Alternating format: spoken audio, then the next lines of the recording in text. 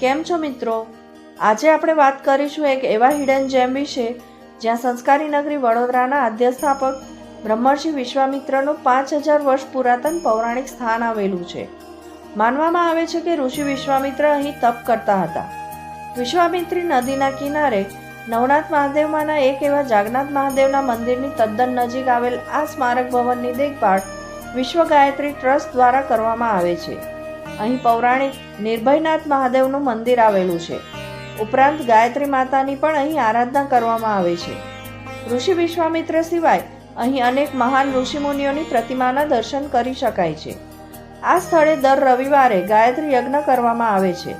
ઉપરાંત મહાશિવરાત્રિ તથા શ્રાવણ માસમાં અનેક યજ્ઞો તથા પૂજા કાર્યો કરવામાં આવે છે, જેના કારણે આ જગ્યા પર અત્યંત શાંતિ અને સકારાત્મક ઉર્જાનો અનુભવ થાય છે.